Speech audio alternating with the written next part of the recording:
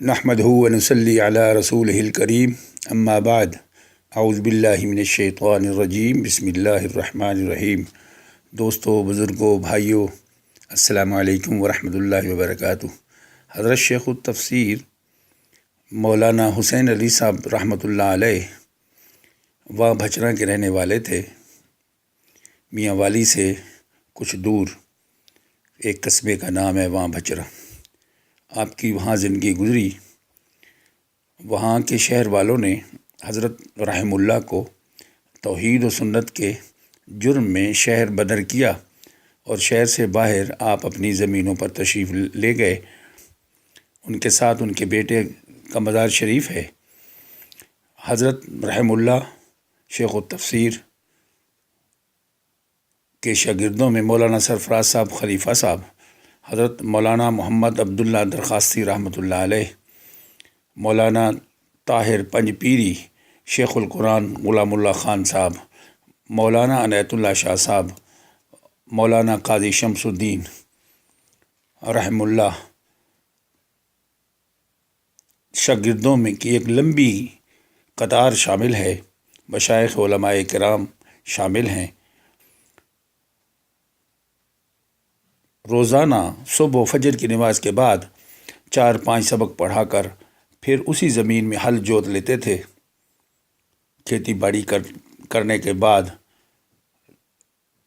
ظہر کے بعد پھر طلباء کو پڑھایا کرتے تھے۔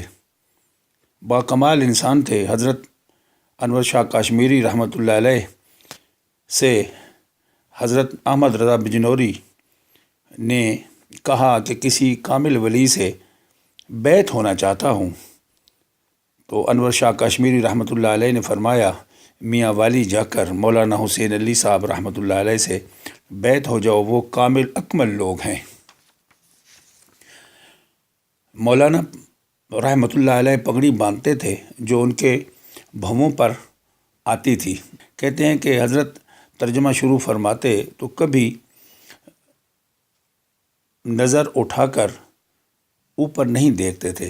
بعض دفعہ شاگرد نہا کر واپس بھی آ جاتے تھے، مگر حضرت ترجمہ میں گھنٹوں محو ہوتے تھے۔ دن کو ہل چلاتے تھے، رات کو پانی بھر رہے ہیں۔